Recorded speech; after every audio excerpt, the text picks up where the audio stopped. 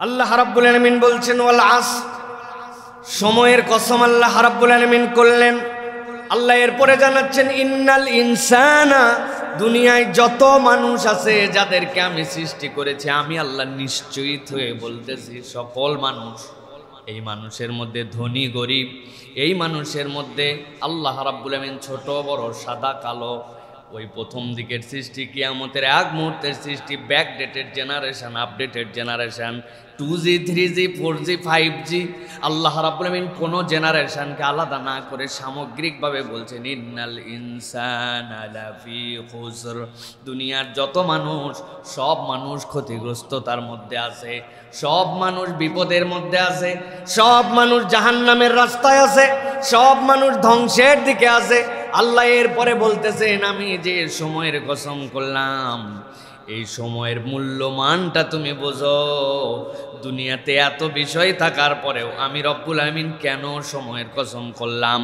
দুনিয়ার মানুষ অনেক কিছুতেই নিজেদেরকে নিয়ন্ত্রণ করা শিখেছে, বাঁধ দিয়ে পানি আটকানো শিখেছে, আকাশের সূর্যকে ধারণ করে নিয়ে ওইটাকে রিজার্ভ এনার্জি হিসাবে ব্যবহার করতে শিখেছে, বিদ্যুৎ প্রবাহকে ব্যাটারির মধ্যে ধারণ করে নিয়ে ওইটাকে রিসাইকেল করে ব্যবহার করতে শিখেছে, সিজনকে আটকায় দিছে, যেই শীতের ফসল হতো এটা এখন গরমের মধ্যে নিয়ে আসার মতো ক্যাপাসিটি অর্জন করেছে।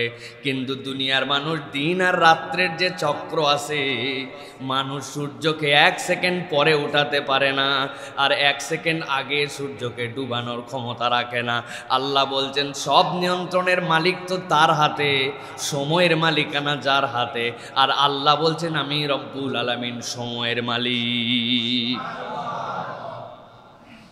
খুব গভীরভাবে বোঝেন। আল্লাহ রাব্বুল আলামিন বলছেন ইল্লাল্লাযীনা আমানু ওয়া আমিলুস সলিহাত ওয়া তাওয়াসাউ বিল হাক্কি ওয়া তাওয়াসাউ বিস সবর। আমি সূরা আসরের তাফসীরের জন্য এটা বলছি না, আমি বোঝানোর জন্য বলছি। আল্লাহ টাইমকে এত গুরুত্বপূর্ণ করেছেন, টাইমের ম্যানেজমেন্টকে আল্লাহ রাব্বুল আলামিন এত দাম দিয়েছেন। আল্লাহ এই জন্য বলছেন আমি কসম করলাম মানুষ সব ক্ষতির মধ্যে 4 শ্রেণী যারা ঈমান এনেছো, আমলে সলে করেছো, হকের উপরে প্রতিষ্ঠিত থেকেছো, আর সবরের রাস্তাকে নিজের জীবনের পাথে হিসাবে গ্রহণ করে নিছো, যার মধ্যেই 4 গুণ আছে। দুনিয়ার সে প্রথম দিন হোক আর শেষ দিন হোক, দুনিয়ার পূর্বে হোক আর পশ্চিম হোক, 0 সে জেনারেশনের মানুষ হোক আর 6G জেনারেশনের মানুষ হোক, এই 4 গুণওয়ালাকে আল্লাহ বর্ম ঢুকায় দিয়েছেন, তার মধ্যে আল্লাহ অ্যান্টিবায়োটিক ঢুকায় দিয়েছেন, তাকে আল্লাহ টিকা দিয়ে দিয়েছেন। যে যুগের মানুষ হোক, যত আপডেট হোক, যত সোশ্যাল মিডিয়া আসুক আর না থাকুক, এই 4 গুণ যার মধ্যে আছে, আল্লাহ বলছেন কোনো কাল, কোনো পর্ব, কোনো সংস্কৃতি, কোনো যুগ এই মানুষকে ক্ষতির মধ্যে ফেলতে পারবে না। তাহলে 1 নম্বর কি? 1 নম্বর হচ্ছে টাইম ওয়েস্ট। আমরা গবেষণায় যেগুলি এসেছে তাতে দেখা যায় প্রতিটা মানুষ ইন এভরিডে 5 ঘন্টার উপরে গড়ে ইন এভারেজ সোশ্যাল মিডিয়ায় আমরা ওয়েস্ট করি। প্রিয় ভাইয়েরা, কোরআন আমাদেরকে এই জন্য বলছে সময়ের মূল্য দাও, সময়কে হিসাব করে খরচ করো। প্রিয় ভাইয়েরা, এখন আমরা তো সকলেই জানি এইটা, সূরা আসরও জানি, সময়ের দাম দিতে হবে এটাও জানি, কিন্তু অ্যাকশন প্ল্যান কি হবে? আমি আপনাদের কাছে অ্যাকশন প্ল্যান বলতে চাই ভাই। সেটা হচ্ছে কতকগুলি কাজ করলে আমরা আমাদের এই অ্যাকশন প্ল্যান এবং টাইম জ্ঞানগুলো আমরা মেনটেন করতে পারবো। 1 নম্বর, ইমানদারদের জন্য জামাতে সালাত আদায়, এটা হচ্ছে সবচেয়ে বড় টাইম ম্যানেজমেন্ট। কি বলেছি? তবে জোহর, আসর, মাগরিব এই 3 ওয়াক্ত সুযোগ থাকলে, ফজর এবং এশা নয়, তাই না ভাই? ঠিক বলেন, জোরে করে ঠিক বলেন। প্রিয় ভাইয়েরা, নবীজি সাল্লাল্লাহু আলাইহি ওয়াসাল্লাম উল্টা বলেছেন। নবীজি বলছেন যে এশা সংরক্ষণ করে, ফজর সংরক্ষণ করে, আল্লাহ রাব্বুল আলামিন তার ঈমানের রাস্তাকে সংরক্ষণ করা সহজ করে দেন। সুবহানাল্লাহ। সারা রাত দাঁড়ায় নামাজ পড়লে যে সওয়াব হয়, শুধু এই টাইম ম্যানেজমেন্টের কারণে আল্লাহ রাব্বুল আলামিন ঘুমানোর পরেও ওই বান্দাকে সওয়াব দান করে দেন। সুবহানাল্লাহ।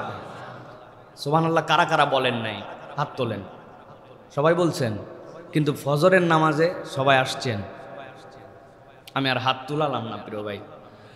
এই জন্য 1 নম্বর অ্যাকশন প্ল্যান মনে রাখতে হবে যে আমাদের টাইম ম্যানেজমেন্টের সালাত, 5 ওয়াক্ত সালাত মাআল জামাআহ, এটা হচ্ছে 1 নম্বর। 2 নম্বর, স্ক্রিন টাইম ট্র্যাকার লাগবে আমাদের। আপনি মোবাইলে যতক্ষণ দেখেন না, যে আপনি আসলে কতক্ষণ দেখেন আপনি জানবেন না। যদি না জানেন শিখে নেবেন যে কিভাবে স্ক্রিন টাইম ট্র্যাকার পাওয়া যায়, আপনি কতক্ষণ ব্যবহার করেছেন। আমি অনেক সময় মজা করে বলি, আপনাদের কি হবে জানি না, আমি হার্ট ফেল করেই যাইতাম। কিভাবে? একটা জিনিস যদি জানতাম যে আজ পর্যন্ত মোবাইলে টোটাল এই যে 22 বছর ফোন একই নাম্বার ব্যবহার করি, সে 2003 সাল থেকে 2025 সাল শেষের দিকে একটা নাম্বার ব্যবহার করি, ওই নাম্বারে কত টাকার ফ্লেক্সি লোড ঢুকাইছি, এটা যদি কোনো থাকতো স্টার এত এত চাপে হ্যাশ দেন, পুরা আপনি পেয়ে যাবেন। তাহলে আপনাদের কেউ তো জানি না, আমি এই 10, 20, 50 করে ঢুকাতে ঢুকাতে যা ঢুকাইছি আমার হার্ট ফেল করা লাগতো। কথা ঠিক কিনা? এটা কেন দেয় না? আপনি ঘাবড়ায় যাবেন। এখন আমাদের এই স্ক্রিন টাইম আর ট্র্যাকিং লাগবে, যে আমি বুঝতে পারবো যে আমি কি পরিমাণ টাইম এখানে ওয়েস্ট করতেছি। 3 নম্বর প্রিয় ভাইরা, ডিজিটাল সিয়াম লাগবে। কি বলছি? মুখ দিয়ে বলেন, কি নাম? ডিজিটাল সিয়াম। সপ্তাহে 1 দিন আমি ইন্টারনেটের সাথে নাই, ডিজিটাল ফোনের সাথে নাই, আমি প্রযুক্তির সাথে নাই, এটার নাম ডিজিটাল সিয়াম। আপনাকে ইন্টেনশনালি এখান থেকে বেরোয় থাকতে হবে। একদিন এইগুলোর সাথে 24 ঘন্টা দেখেই নাই, হাতের সাথে কোনো সম্পর্ক নাই। এটা যদি করা যায় তাহলে বোঝা যাবে যে আত্মা আপনার নিয়ন্ত্রণে আছে। আর তাছাড়া বোঝা যাবে যে আপনি আত্মার গোলাম হয়ে গেছেন, আমি আত্মার গোলাম হয়ে গেছি। 3টা টাস্ক বললাম প্রিয় ভাইরা। তাহলে 1 নম্বর ডিজিটাল ফিতনার নাম হচ্ছে টাইম, মনে থাকবে। 2 নম্বরে চলেন এবার। 2 নম্বর ঝামেলা হচ্ছে আমাদের ঈমান হরণ হয় এই যুগে হারাম কন্টেন্টের সহজলভ্যতা। খেয়াল করে দেখেন, আমাদের শিশু বাচ্চারা যে দৃশ্য দেখে, যেইগুলি তাদের সামনে এসেছে, যেই অপসংস্কৃতি তাদের সামনে উপস্থাপন করা হয়েছে, অনেক লোক আছে এখানে মুরব্বী হয়ে যাওয়ার পরেও কোনোদিন সেটা দেখতে পায় নাই। তাহলে ডিজিটাল কন্টেন্টের সহজলভ্যতা আমাদের সামনে চলে আসছে। আল্লাহ রাব্বুল আমিন কি বলেছিলেন এই বিষয়ে? আল্লাহ রাব্বুল আমিন বলছেন, হে নবী আপনি জানায় রাখেন আপনার উম্মতকে, 1450 বছর আগে আল্লাহ রাব্বুল আলামিন কিয়ামত পর্যন্ত মানুষের জন্য নির্দেশনা দিলেন, যেই সময় প্রযুক্তি আপনার আমার হিসাবে কোনো অঙ্কুর উদ্গম হয় নাই। আল্লাহ বলছেন, কুল ইন্নামা হাররামা রাব্বিল ফাওয়াহিশা মা যাহারা মিনহা ওয়া মা বাতান। হে নবী আপনি বলে দেন, ইমানদারদেরকে আমি জানাই দিলাম, তাদের জন্য হারাম করে দেওয়া হলো সামনে যেইটা দেখা যায় নোংরামু, সামনে যে বেহায়াপনা দেখা যায়, এইটাও প্রকাশ্যটাও তার জন্য হারাম। আর ইন্ডিভিজুয়ালি কেউ দেখে না, আমি যখন একাই দেখি একাই করি, আল্লাহ বলছেন গোপন যেইটা ওইটাও তার জন্য হারাম, স্পষ্টটাও হারাম, গোপনটাও তার জন্য হারাম। আল্লাহ বলছেন ওয়াল ইসমা ওয়াল বাগয়া বিগাইরিল হাক্কি ওয়া আন তুশরিকু বিল্লাহি মা লাম ইউনাজ্জিল বিহি সুলতানা। আল্লাহ বলছেন আর তোমাদের জন্য বাড়াবাড়ি করা, তোমাদের জন্য অন্যায় অপকর্মের মধ্যে লিপ্ত হয়ে যাওয়া, আল্লাহ রাব্বুল আলামিনের সাথে শিরকের মধ্যে লিপ্ত হয়ে যাওয়া, যে বিষয়ে তোমাদেরকে কোনো ওহী দেওয়া হয় নাই, তোমাদের প্রতি কোনো নির্দেশনা নাই, তোমরা পণ্ডিতি খাটায়া অন্যায়ের মধ্যে যাও, অবাধ্যতার মধ্যে যাও। আর সবচেয়ে বড় অবাধ্যতা হচ্ছে আল্লাহ রাব্বুল আলামিনের নির্দেশ অমান্য করা। আল্লাহ এরপরে বলছেন দুনিয়ার কতগুলা মানুষ এরকম আসবে, নানান অজুহাত দিয়ে বুঝাবে আধুনিক যুগ মিয়া, এটা কি ব্যাকডেটেড যুগ নাকি, সবকিছু এখন পারা যায় নাকি? আগের যুগে এগুলা ছিল, এখন অনেক কিছু বাধ্য হয়ে করা লাগে। আছে না এরকম কথা বলার লোক? ভাই এখন সুদ ছাড়া লোন হয় না, আন্দাজি কথা বললেই হবে নাকি? ব্যবসা করলে একটু নেওয়া লাগে, আছে না ভাই? মিথ্যা ছাড়া চলে নাই সমাজে ভাই, সব সত্য বলে দিলে পুঁজি চলে যাবে, উল্টা বুঝ আপনাকে দিবে। আল্লাহ রাব্বুল আমিন তাদের জন্য বলছেন মা লাম ইউনাজ্জিল বিহি সুলতানা ওয়া তাকুলু আলাল্লাহি মা লা তা'লামুন।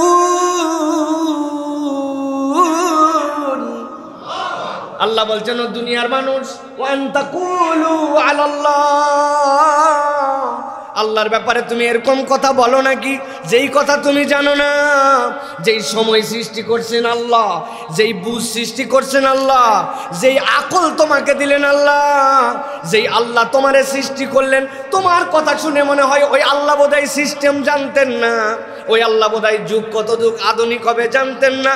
আল্লাহ এই জন্য বলছেন সাবধান বান্দা, কথা বলার সময় তিনি তোমার সুলতান, তিনি তোমার রব, এমন কথা বলো না যেই কথা আল্লাহ বলতে বলে না।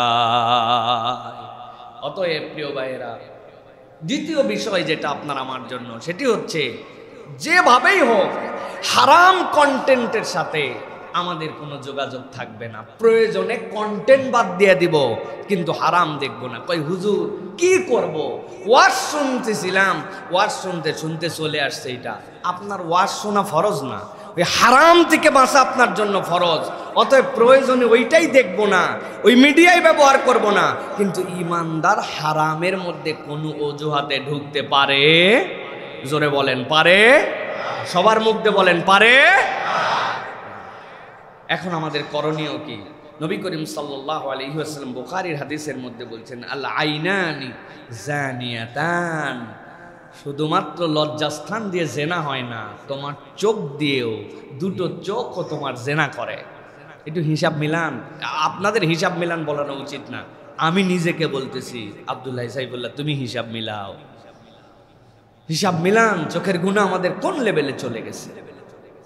অনেকেই বলে হুজুর যারা দৃষ্টি প্রতিবন্ধী হন তাদেরকে আল্লাহ রাব্বুল আলামিন এত প্রখর একটা স্মৃতিশক্তি দেন, অবাক হয়ে যেতে হয়। আমার আব্বার কতগুলা ছাত্র আছেন, তারা টাকা দিছি, টাকাগুলো এলোমেলো করে আমরা 5 ভাই, আমরা ভাইয়েরা আসতো যখন, উনি মজা করতাম, সব টাকা দিছি এরকম করে মিলায় 50 টাকা আছে, 10 টাকা আছে, 20 টাকা আছে। ভাই দেখেন তো চেক করে, উনি টাকা এরকম করে হাত দিয়া নাক দিয়ে শুকে বলে দেয়, যতবার দেওয়া হয় ততবার ঠিক বলে।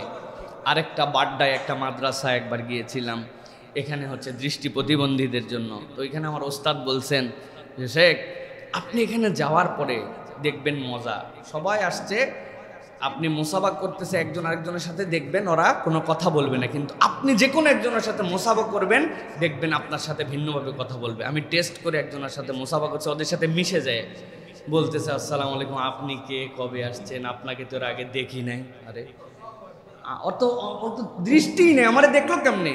বলে ওরা গায়ের সাথে গায়ের ঘেঁষা পর্যন্ত মুখস্থ, হাতের সাথে হাতের টাচ পর্যন্ত মুখস্থ। আপনার হাতটা যে নতুন, সাথে সাথে সে ধরে ফেলছে। কিভাবে? আমার একটা ক্ষুদ্র অ্যানালাইসিস হচ্ছে, আল্লাহ কোরআনে বলছেন দুনিয়ার মানুষ জেনে রাখো, তোমাদেরকে আল্লাহ 2টা নিয়ামত দিয়েছেন। আম্মাই ইয়ামলিকু সামআ ওয়াল আবসার, তোমার চোখ দিল কে আর কান দিল কে?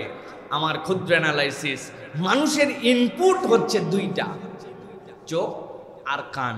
আপনার এই চোখ আর কান দিয়ে যদি ভিতরে না ঢোকে, আপনি তো অ্যানালাইসিস করতে পারবেন না। তাহলে ইনপুট ডিভাইস হচ্ছে এই 2টা, এই 2টাতে আপনার ভিতরে ঢোকে।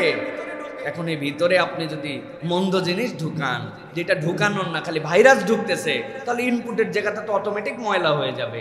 আপনাকে তখন তো সেই জায়গা পরিষ্কার করতে হবে।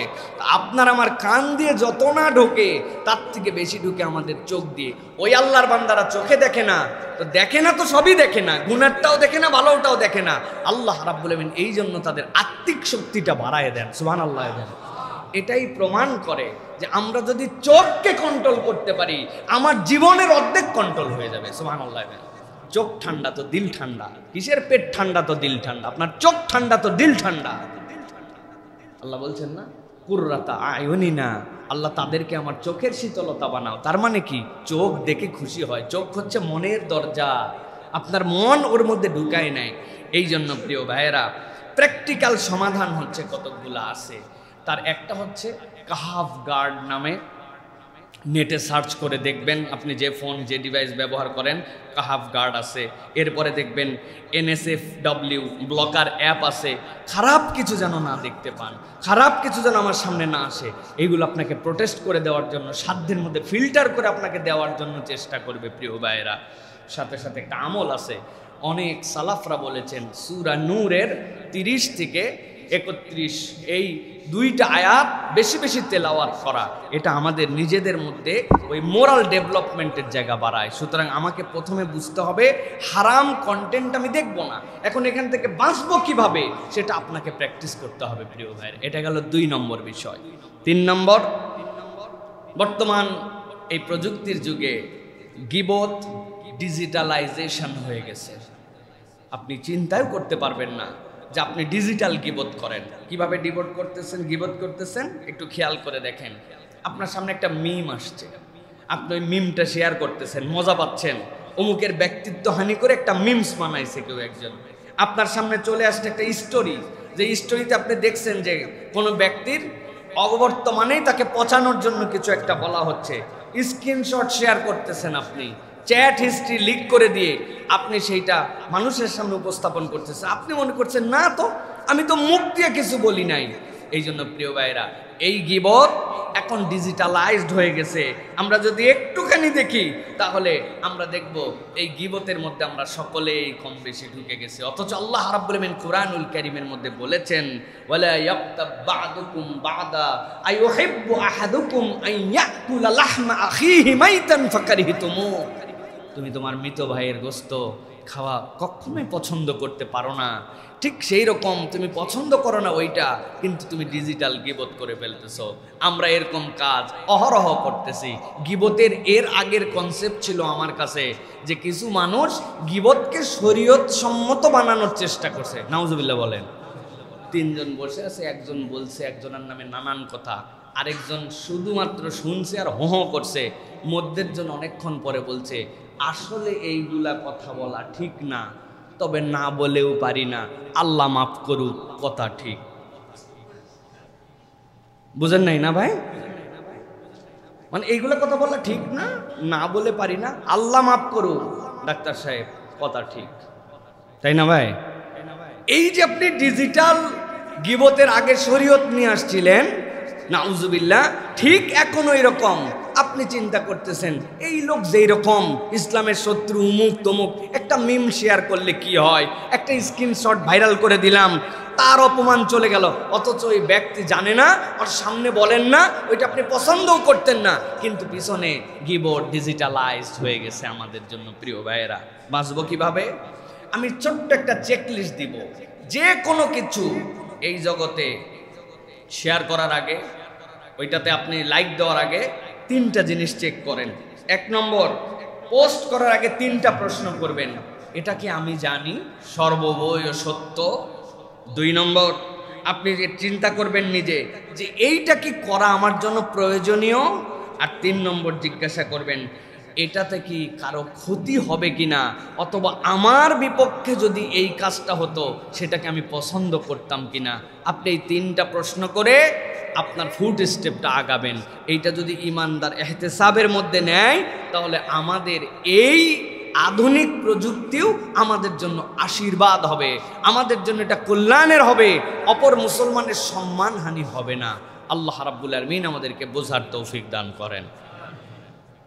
4 নম্বরে যেটি প্রিয় ভাইয়েরা, সেটা হচ্ছে আমাদের এই প্রযুক্তির এগোনোতে আমরা দেখছি অহংকারের একটা নতুন মাত্রা দাঁড়িয়েছে। আমরা যদি দেখি তাহলে দেখব একটা সোশ্যাল ভ্যালিডেশন আমাদের মধ্যে দাঁড়াইছে, যে আমরা একটা অহংকার করতেছি আমাদের এই সোশ্যাল প্ল্যাটফর্ম দিয়ে, আধুনিকতাকে দিয়ে, আমাদের এই জেনারেশন আপডেট হওয়াকে দিয়ে আমাদের মধ্যে একটা অহংকারের নতুন মাত্রা আসছে। হাদিসের মধ্যে আসছে, রাসূলুল্লাহ সাল্লাল্লাহু আলাইহি ওয়াসাল্লাম বলছেন, মান তাসাব্বারা ইউসাব্বিরহুল্লাহ, যেই ব্যক্তি লোক দেখানো থেকে বিরত থাকে, আল্লাহ রাব্বুল আলামিন তাকে অটোমেটিক সম্মানিত করে দেন। লোক দেখানো মানে কি? লোক দেখানো থেকেই কিন্তু অহংকারের উৎপত্তি তৈরি হয়, লোক দেখানো থেকেই আমিত্ব জাগে, লোক দেখানো থেকেই নিজেকে জাহির করার প্রবণতা আমার সামনে আসে, শয়তান ভিতর থেকে উস্কায় দেয়। এটাকে আমরা এখন যদি দেখি তাহলে আমরা দেখব এইটা এখন ডিজিটাল হয়ে গেছে। আমি যাই করি, আমি যেটাই করি, আমি চিন্তা করি আমারটাই টপ বেস্ট, আমার থেকে কেউ ভালো বোঝে না, আমার থেকে বেশি কনসেপচুয়ালি কেউ আগায় নাই। এই যে আমাদের মধ্যে প্রবণতা চলে আসছে প্রিয় ভাইয়েরা, এইটা আমাদের খুব একটা ভয়ঙ্কর অপরাধ। আপনি বলছেন না না, আমি কি কাউকে হেউ করে দিছি? আমি আমার টুকুকে জানানোর জন্য দিছি। আলহামদুলিল্লাহ, এবার ঈদে বেশি টাকার বাজার করতে পারি নাই, শুধুমাত্র একটা 7,500 টাকা দিয়ে 3 পিস কিনেছি। আলহামদুলিল্লাহ আগে বলে নিছি, আবার বেশি টাকা বলতে পারি নাই এইটাও জানাই দিছি, কিন্তু 7,500 টাকা দিয়ে কিনেছি। আমি বলতে চাই না আমার 2টা ছেলে অস্ট্রেলিয়ায় থাকে, একটা মেয়ে আমেরিকায় থাকে। বলা বাদ আছে তো না ভাই? আমার কথাকে বুঝতেছেন ভাই আপনারা? তাহলে হোহা করেন একটু। এই যে এই টেকনিক, এইটা আপনাকে কে স্প্রেড আউট করালো? আপনি আল্লাহ রাব্বুল আলামিনের চাদর ধরে টান দিছেন। আল কিবরিয়া ও হৃদয়, আল্লাহ বলছেন অহংকার বড়ত্ব এটা একমাত্র আল্লাহ রাব্বুল আলামিনের স্ট্যাটাস। তুমি তোমার স্ট্যাটাসে এটা জাহির করতেছো। আগেকার অ্যানালগ যুগে এত দূর জানানো যেত না, এখন ঘরে বসে আমেরিকা পর্যন্ত জানাই দেওয়া যায়, ঠিক না ভাই? এই জন্য আমাদের সব সময় 2টো দিকে খেয়াল করতে হবে। একটা সেটা হচ্ছে গোপন সাদাকা, আর একটা হচ্ছে অ্যানোনিমাস দান। আমাদের এমন একটা দান করতেছি যেইটা আল্লাহ ছাড়া কেউ জানে না। আল্লাহ রাব্বুল আলামিনের জন্য কিছু গোপন সাদাকা রাখতে হবে। আর যখনই এরকম মনের মধ্যে কিছু জেগে উঠবে, বেশি বেশি আল্লাহু আকবার, সুবহানাল্লাহ, আলহামদুলিল্লাহ পড়তে হবে। আল্লাহু আকবার বান্দা যখন বলে, এই ঠোঁটের উচ্চারণের রিফ্লেকশনও অন্তরের মধ্যে যায়, শয়তান তখন প্রতিহত হয়ে যায়। আপনি বুঝেন না, কিন্তু অটোমেটিক হয়। সুবহানাল্লাহ। সুইচ একটা আছে, সুইচের নিচে লেখা আছে অন। কি লেখা আছে ভাই? বাংলাদেশের সুইচ নিচ দিকে চাপ দিলে কি হয়? অন।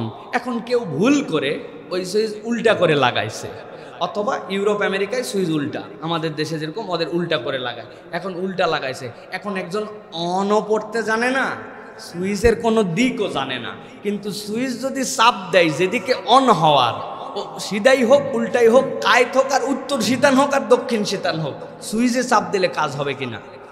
ভালো করে মনে রাখবেন, আল্লাহর জিকিরগুলি বান্দার জন্য এরকম আল্লাহর পক্ষ থেকে দেওয়া ফরমেশন।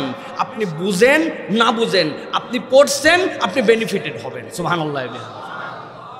3 বার কেন সূরা ইখলাস পড়া লাগবে? 4 বার কেন না?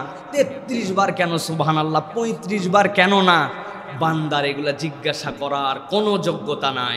আল্লাহর পক্ষ থেকে ওহী প্রাপ্ত হয়ে নবীজি জানাইছেন, এটা 7 বার, এটা 33 বার, এটা অমুক নামাজের পরে 1 বার, এটা অমুক নামাজের পরে 3 বার, জুমার দিনে সূরা কাহাব, শোয়ার আগে তোমার এই সূরা।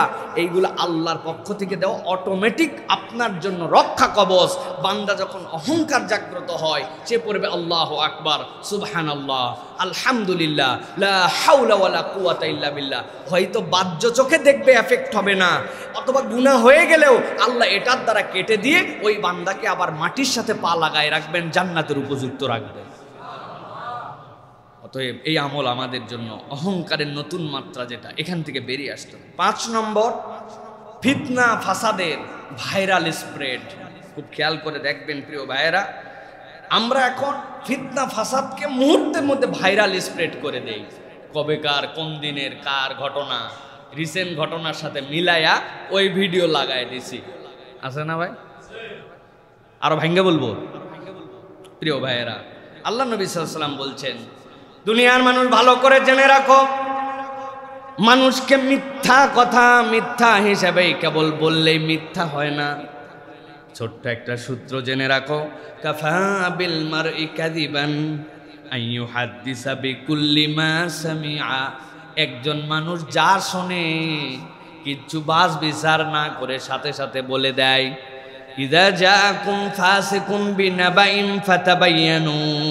আল্লাহ বলছেন, তোমার কাছে যখন কেউ খবর নিয়ে আসবে, ফাতাবায়ানু, এর ইংরেজি হচ্ছে ক্রস এক্সামিন করো, আরো ভিন্ন সূত্র থেকে সেইটা যাচাই বাছাই করে দেখো। যদি তুমি যাচাই বাছাই না করে যা শুনেছ তাই বলে দাও, তাহলে আল্লাহর কাছে মিথ্যাবাদী হওয়ার জন্য তোমার এই একটা আমলই যথেষ্ট। এই জন্য প্রিয় ভাইয়েরা, খুব সমস্যা হচ্ছে আমাদের এখন, যে আমরা এই যুগে ঈমান হারানোর অন্য অন্যতম মাধ্যম। যা শুনলাম তাই আমরা বিশ্বাস করে ফেললাম, আগানি পাসানি কিচ্ছু ভাবলাম না। এবং কিছু সরল সোজা মানুষ আছে, আশ্চর্য হয়ে যায় যে এত বোকা এই যুগেও মানুষ হতে পারে। এই মানুষই আবার অন্য জায়গায় চালাকি দেখায়। সে শুনছে আর একটা শেয়ার করে, মা ফাতেমার ঘর, আমিন না বলে কেউ যাবেন না। আমরা ভিডিও দিয়া একটা কত সহি আমলের উমুক তুমুক, আমার 2000 লোক সেটা দেখে না, আর এই আমিনে 1.5 লক্ষ ইমানদার আমিন বসায় গেছে। তুই একবার চিন্তা করলি না যে ভাই এইটা কেমনে মা ফাতেমার ঘর হতে পারে? এই ঘরের ছবিটা 1400 বছর আগে কে উঠাইলো? একবার ভাবলো না প্রিয় ভাইয়েরা। এই আগামী 226 দিন পরে পবিত্র রমাদানুল মুবারক শুরু হবে। এই বার্তাটি অ্যাভয়েড করে গেলে আপনার একটা ক্ষতি হবে, আর এটি ছড়িয়ে দিলে 3 দিনের মধ্যে সুসংবাদ পাবেন। বলুন সুবহানাল্লাহ। বলছে কারা কারা জানেন? এই সুবহানাল্লাহ বলে এই বার্তা আমি ছড়াই দিচ্ছি। ভাই আরবি মাস 29 হবে না 30 হবে, তুই কেমনে 267 দিন ফিক্সড করলি রে ভাই? বুঝলাম না তো। এই যে আমাদের মধ্যে এইটা তো একটা লেয়ার, আর মিথ্যাগুলি তো মিথ্যাই। এটা শেয়ার টেয়ার করে তেমন কোনো ক্ষতি হয় না, কিন্তু আপনি ধোঁকাবাজির লেভেলটা বোঝানোর জন্য বলছি। এটা যদি শেয়ারও করে আমিনও দেয়, ব্যক্তির কোনো ক্ষতি হয় না। কিন্তু এমন বার্তা আছে, এমন কথা আছে, চেনা নাই জানা নাই, আপনার পছন্দ হয় নাই, এই জন্য আপনি ইচ্ছা মতো সেইটা ছড়িয়ে দিয়েছেন। এটা ইমানদার ফিতনা ফাসাদের ভাইরাল স্প্রেড।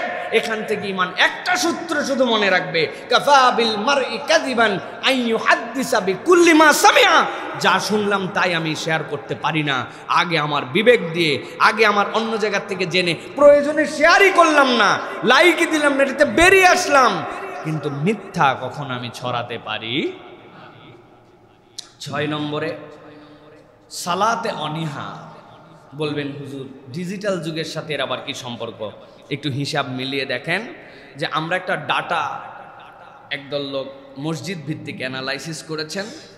তারা অ্যানালাইসিস করে দেখেছেন যে আধুনিক সময়ে যারা স্মার্টফোন ব্যবহার করে 75% যুবক নামাজে দাঁড়ায় তাকবীরে তাহরিমার আগে লাস্ট ফোন চেক করে তারপরে নামাজে ঢোকে। কত পার্সেন্ট? 75%। লাস্ট তার চেক হচ্ছে মোবাইলটাকে চেক করবে, তারপরে ঢুকবে। আল্লাহু আকবার, মানে শেষ মুহূর্তে পকেটে রেখে দিয়ে অথবা শেষ মুহূর্তে সামনে রেখে দিয়ে, মানে লাস্ট মোমেন্ট পর্যন্ত 75% দোজ ইয়াং পিপল যারা আন্ডার 25 ইয়ার্স ওল্ড, এরা চেক করে তারপরে যায়। এখন আপনার সালাতে দাঁড়ানোর একটা প্রস্তুতি আছে, আপনি মুতাওয়াজ্জিহান হচ্ছেন আল্লাহর জন্য, আপনি দাঁড়াচ্ছেন, আপনার সব অঙ্গ প্রত্যঙ্গকে প্রস্তুত করছেন। একামত হচ্ছে আপনি মনে করছেন যে ইহসানের সংজ্ঞা নবীজি বলেছেন যে আমি তো আল্লাহকে দেখতে পাই না, কিন্তু নিশ্চয় আমার রব আমাকে দেখবেন, আমি তার সামনে দাঁড়াচ্ছি। এইরকম একটা কাকুতি বিনতির অনুভূতি নিয়ে দাঁড়ানো, আর মোবাইলে লাস্ট কিছু চেক করতে করতে কত কামাতিস সালাহ, কত কামাতিস সালাহ, আল্লাহু আকবার, আল্লাহু আকবার, লা ইলাহা ইল্লাল্লাহ, সাউ ইস্তাওয়াকিম, আল্লাহু আকবার। দুইটা এক, কথা বললেন না, দুটো এক। তাহলে আমি বলবো প্রিয় ভাইরা, সালাতে অনীহার একটা কারণ এইটা, আপনি যখন সালাতকে সম্মান দিচ্ছেন না, সালাতকে আকর্ষিত করছেন না, সালাতের প্রতি আপনি আপনার যে কায় মনোবাক্যে নিবেদন এইটা আপনি 100% দিচ্ছেন না, মনে রাখবেন ওই সালাত আপনার থেকে ছুটে যাবে, ওই সালাত আপনাকে আর সেই মজাটা দিবে না। অতএব আল্লাহ রাব্বুল আলামিন কত আগে এই কথা বলেছেন। আল্লাহ কি বলেছেন? ফাওয়াইলুল লিল মুসাল্লিন আল্লাযীনা হুম আন সালাতিহিম সাহুন। ওই সালাতি যারা তাদের সালাতের ব্যাপারে উদাসীন, খোঁজ খবর নাই, ইমামের উপরে ছাইরা দিছে, কয় রাকাত হইছে না হইছে, সিজদা গেছে না কি গেছে, কোনো টেনশন নাই, উনি নামাজে দাঁড়ায়া যুগ পাল্টায় ফেলছে চিন্তা ভাবনা করতে করতে। এই যে আমাদের অবস্থা, এটার থেকে আমরা কিভাবে বেরোবো? আমি আপনাদের কাছে ক্ষুদ্র 4টা পরামর্শ দিব। 1 নম্বর, সালাতের তাসবিহ এর ডিউরেশন বাড়ানো।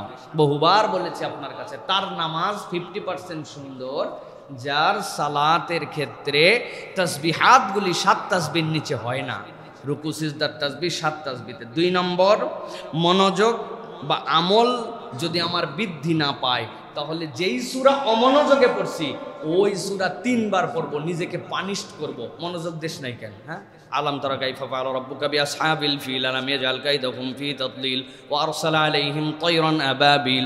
এই পর্যন্ত মনেই নাই, মুখস্থ ছিল, পড়ছি। আরে পরে খেয়াল হয়েছে যে কি পড়ছি জানি না, তো আবার জায়গা মতো আনছি না, এখান থেকে যাই শেষ করে দিব না, আবার আলাম তারা কাইফা ফাআলা রাব্বুকা বিআসহাবিল। আপনি নিজেকে নিজে পানিশড করে ওইটার 100% মনোযোগ দিয়ে 2 দিন 2 রাকাত করে নামাজ পড়ে দেখেন, ঠেলার নাম বাবাজি হয়ে যাবে। শয়তান বলবে তো বেশি সওয়াব পাচ্ছে, আলাম তারা একবার পরে এই সওয়াব, এখন মনোযোগ বাড়ানোর জন্য মনোযোগও আবার সাথে সওয়াব, 1 রাকাতে পড়ছে 3 বার। থাক, ধোকা দেওয়ার দরকার নাই ভাই, তুই একবার পরেই শেষ কর। এটা হচ্ছে সিস্টেম। এটা 2 নম্বর আপনার। 3 নম্বর, মসজিদে ঢোকার আগে ফোন সুইচ অফ হবে। সুইচ হবে কোথায়, ভিতরে না বাইরে? বাইরে সুইচ অফ। আর মসজিদ থেকে বের হওয়ার সাথে সাথে মোবাইল অন করব না, মিনিমাম 3 মিনিট পরে মসজিদের বাইরে যাওয়ার পরে ফোন অন করব। এই আমল একদিন করে দেখেন, ইনশাআল্লাহ আল্লাহ একটা পরিবর্তন দিবেন। এটা হলো 6 নম্বর প্রিয় ভাইয়েরা। হ্যাঁ, 7 নম্বরে পারিবারিক বন্ধনে ক্ষয়। খেয়াল করে দেখেন, মিলাতে পারবেন না যে হুজুর পারিবারিক বন্ধনের সাথে কেমনে আবার ঈমান হরণ হচ্ছে। পুরা পৃথিবী মুসলমানদের থেকে যে সম্পদ কেড়ে নিতে চায় সেটা হচ্ছে পারিবারিক বন্ধনকে তারা নষ্ট করে দিতে চায়। পরিবার যার নাই তার দুনিয়াতে কিছুই নাই। ইউরোপ আমেরিকা আজকে সভ্যতার সোপানে উঠতেছে বলতেছে, কিন্তু অসভ্যতার শেষ সীমায় তারা পৌঁছায় গেছে। ইউরোপের সবচেয়ে ভালো বাণিজ্যিক প্রতিষ্ঠানের নাম এবং পশ্চিমাদের সবচেয়ে এই মুহূর্তে ভালো বাণিজ্যিক প্রতিষ্ঠানের নাম কি বলতে হবে আপনাদের? কি? Old home. সুপার ডুপার ব্যবসা, খালি খুললেই লোকের অভাব নাই, পয়সা দিয়ে আপনার কাছে দিয়ে যাবে। ডে কেয়ার আর ওল্ড হোম সবচেয়ে আগামীর ভবিষ্যৎ ওদের। এত পরিমাণ কেন? পরিবার নাই। হিসাব করে দেখেন, এই পরিবার না থাকলে বান্দা ঈমান থেকে দূরে চলে যায়। আমাদের পরিবারগুলাও ঠিক একই রকম হচ্ছে। একই ঘরে থাকে, চ্যাটের মাধ্যমে কথা হয়। একই রুমে 4 জন থাকে, 4 জন 4 জনের সাথে কথা বলে না, 4 জন 4 জনের আপন হতে পারে নাই। একজন আছে ব্রাজিলে, একজন আছে আফ্রিকায়, আরেকজন আছে পাকিস্তানে, আরেকজন আছে ইউরোপে। এরা তার ফ্রেন্ড, ওরে ক্লোজ। 2 দিন হলো তোমার সাথে দোস্ত চ্যাট করতে পারি না, কিন্তু পাশের লোকের সাথে কথা বলার সময় নাই আমাদের। হয় কি না ভাই এরকম প্রিয় ভাই? এই যে পরিবারগুলো এইভাবে আমাদের বেরিয়ে যাচ্ছে প্রিয় ভাইয়েরা। এই জন্য এই পরিবারকে গুরুত্ব আমাদের বেশি দিতে হবে প্রিয় ভাইয়েরা। টাস্ক কি হবে? নবী করিম সাল্লাল্লাহু আলাইহি ওয়াসাল্লামের একটা হাদিসের আলোকে টাস্ক হবে। নবীজি বলছেন, খায়রুকুম খায়রুকুম লিআহলিহি। তুমি যদি তোমার পরিবারের কাছে বেস্ট হতে পারো তাহলে তুমি আল্লাহর কাছেও বেস্ট, আর দুনিয়ার কাছে তুমি best. What a friend in every day. সে আমাকে চ্যাট করে, এভরিদিন তো আমার হাই হ্যালো করে। বাপরে, আপনি দুনিয়া ভাড়ায় ফেলছেন, কিন্তু আপনার পরিবারের কাছে আপনি ভালো মানুষ নন। অতএব আপনি ভালো মানুষ এখনো হতে পারেন নাই। অতএব পরিবারের কাছে আমাকে আগে গুরুত্ব দিতে হবে। আমি আপনাদের কাছে আমল দেই। হ্যাঁ, দেখেন, ডিজিটাল আমল। 1 নম্বর, টেক ফ্রি ডিনার প্ল্যান করতে হবে। Tech free. এই সময় খাবার টেবিলে কেউ কোনো মোবাইল ব্যবহার করতে পারবে না, এটা লিখে দিবেন। বাড়িতে রুলস বানাবেন। আমাদের বাড়িতে এই রুল আছে। 2 নম্বর, আউটডোর অ্যাক্টিভিটি বাড়াতে হবে। আপনার বাচ্চারে খালি বলতেছেন তোমাদের মোবাইল দেখবে না, ওদের, আর আপনি কাজ দিবেন, কেউ তো শিশু, ও তো কিছু না কিছু নিয়ে ব্যস্ত থাকতে হবে। আপনি তাদের জীবনে কোনো কাজ দেন নাই। আউটডোর বেস, তার কাজ কি? তার একটা সাইকেল চালানো নাই, তার একটা বাইরে এন্টারটেনমেন্টের জায়গা নাই, তার মাঠের মধ্যে ফুটবল খেলা নাই। আমরা আসরের নামাজের পরে মাগরিবের আজানের আগ পরে 1 সেকেন্ড সময় নষ্ট করতাম না, এইসা খেলা খেলতাম। আসরের নামাজ পরে গায়ের জামা গুছানো রাখ, ফালায় থুয়ে খেলার জামা পরে আবার মাগরিবের আগ মুহূর্তে মাগরিবের নামাজে যখন বসতাম নিজেই চিন্তা করতাম, কিরে আমি এত ফর্সা না তো, কিন্তু এত ফর্সা দেখাই কেন? এই লোমকূপের গোলাগুলা দিয়া পানি বের হতো, এইগুলো চকচক করে যখন লোম চুবে, আমি দেখতাম বাপ এগুলো তো নূর বাড়াচ্ছে, আসলে ঘাম বাড়াচ্ছে। তাহলে কি পরিমাণ আমরা খেলছি, আপনারাও খেলছেন। আমাদের বাচ্চা কাচ্চাদের আউটডোর অ্যাক্টিভিটিস নাই, এটা আপনাকে তাকে বের করে দিতে হবে। তার জন্য এই চেষ্টা আপনাকে করতে হবে, ফিজিক্যাল। 3 নম্বরে যেটা বলবো, নেট ফ্রি ডে। বাড়িতে ঘোষণা দিয়া আপনি দুনিয়া ফাটান, কিন্তু বাড়িতে একটা ডে থাকবে যে এই দিন কেউ নেট ব্যবহার করবে না, net free day. Wifi of, mobile off, আজকে আমাদের নেট ফ্রি ডে। দেখেন না আপনার সময় মনে হবে কাটে না, যায় না, দিন এত বড় হলো কেন, সন্ধ্যাটা আর শেষ হয় না কেন, এরকম মনে হবে আপনার। পড়েন, হাদিস পড়ান, কোরআন পড়ান, হালাকা করেন, দর্শ করেন, কিছু একটা করেন, নেট ফ্রি ডে। 4 নম্বর, নাইট টাইম সিলেকশন। রাতের কোন জায়গার পরে আর কেউ ফোন নেট ব্যবহার করবেন, এটা একটা ফিক্সড টাইম থাকবে আপনার, যে এরপরে ক্লোজ। রাত্রে যখনই ঘুম ভাঙলো তখনই আপনি ব্যবহার করলেন, অথবা ঘুম আসতেছে না অজুহাত দিয়ে আপনি মোবাইল ব্যবহার করলেন না, আপনার একটা টাইম সেট থাকবে। সাথে বাবা মায়ের অনুকরণীয় দৃষ্টান্ত উপস্থাপন করতে হবে। নিজে মোবাইল নিয়ে শুয়ে বলতেছে এই জেনারেশনটা খারাপ হয়ে গেল, এরা সারাদিন দেখি তুই মোবাইল দেখিস রে, হ্যাঁ ছোট মানুষ এত মোবাইল দেখে, রাখ মোবাইল, রাখ মোবাইল রাখ। উনি মোবাইল হাতে নিয়ে মোবাইল না দেখার নসিহত করে। হ্যাঁ, কই হুজুর আমার বাচ্চাটা ফজরে উঠতে চায় না, আপনাদের ওখানেই পড়ে কিন্তু ফজরে উঠতে চায় না। আমি বললাম আপনি? আমি একটু লেটে ঘুমাইতে হুজুর, কিন্তু ও তো মাদ্রাসায় পড়ে, আমি তো আর মাদ্রাসার হুজুর না। উনি ফজর পড়ে না, বাচ্চারে উনি আল্লাহর ওলি বানাতে চান, আপনি চিন্তা করছেন? হ্যাঁ, নিজে মানে শয়তান কাবির হয়ে আছে, আর উনি হচ্ছে আসিয়া ফাতেমার মতো বউ খুঁজে। এরকম পোলাপান আছে না কতগুলা? বিয়ের সময় উনি খাদিজাতুল কুবরার মতো চরিত্র খুঁজে, আর এই দুনিয়ার বদমাইশ নম্বর 1। তো এইটা আসলে সামঞ্জস্যশীল হলো না, অতএব এটা আমাদেরকে মিলাতে হবে প্রিয় ভাইয়েরা। হ্যাঁ, সাথে সাথে একটা পরামর্শ, বাচ্চারা একটা জিনিস খুব পছন্দ করে, আপনারা হয়তো দেন না, গার্ডেনিং করা। বাচ্চাদের আপনি যদি একটা করল্লার গাছও লাগান, বারান্দায় জায়গা নাই বলতেছেন, ওইটার ফুল হয়েছে, ওইটা কতদিনে কত ইঞ্চি বড় হলো, মা একটা খাতায় হিসাব রাখতো, ওইটার ফুল কয়দিনে ফুটলো হিসাব রাখ। ওই করল্লাটা যদি সে একবার দেখতে পায়, করল্লা বললাম কেন, এটা আপনার বাড়ির করল্লার বীজ ফুটলেই হয়, এর থেকে সহজ কোনো সবজি নাই। এটা কদুল পুঁতে দিলে হয়ে যায়, ছাদে হোক, গাছে হোক, নিজে হোক, প্ল্যান্টিংয়ে হোক।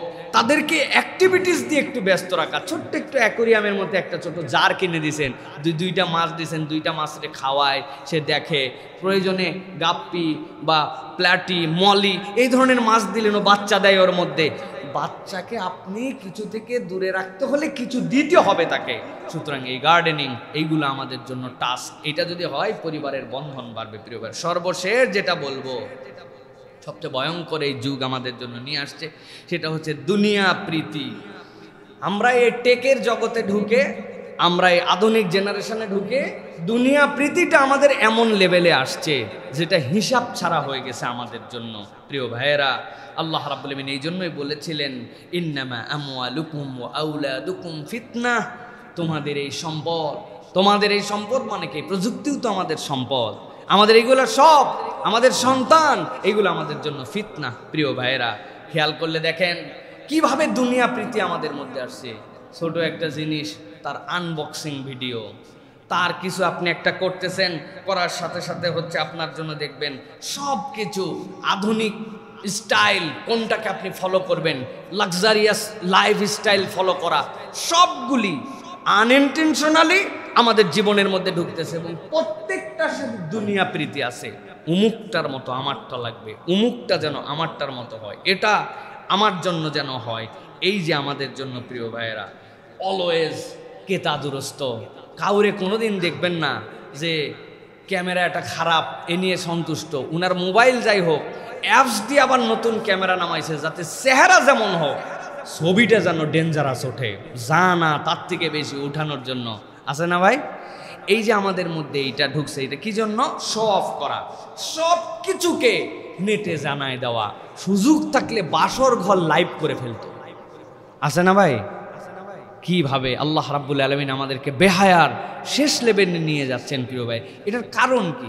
এটার কারণ হচ্ছে এটার মধ্যে থেকে কেউ বাহিরে না, না হুজুর, না ইমাম, না ধর্মীয় ব্যক্তিত্ব, না সাধারণ মানুষ, দিনের বুঝ নাই, সবাই আমরা এর মধ্যে ঢুকে যাচ্ছি। প্রিয় ভাইয়েরা, অনেক কাজ করতে হয়, কিন্তু সেটা আল্লাহ রাব্বুল আলামিনের জন্য আমি করছি কিনা এটা আপনাকে হিসাব করে করতে হবে। হুজুর বন্যায় যে দান করলেন, প্রত্যেক দানের তো লাইভ করলেন, যা দিচ্ছেন তাই তো জানালেন, প্যাকেজিংয়ের কথাও জানালেন। ভাই 10 জনের টাকা আমারে দিছে, আমি সেইটা মানুষের কাছে পৌঁছাচ্ছি, এটা তো 10 জনের আমানত, এটা আমার বাপেরটা আমি দেখাচ্ছি না, কার্যক্রম দেখাচ্ছি। সুতরাং বুঝে যেন আবার ভুল করেন না, কোন জায়গায় কোন বুঝ, এটা ভুল করেন না, কোনটা শো অফ, এটা আপনাকে বুঝে আপনাকে সেটাকে উপস্থাপনের দিকে যেতে হবে প্রিয় ভাইরা।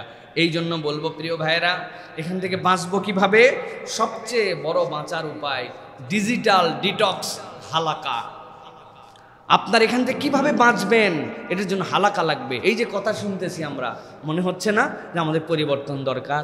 অন্তরের রোগগুলো আমাদের সামনে চলে আসে।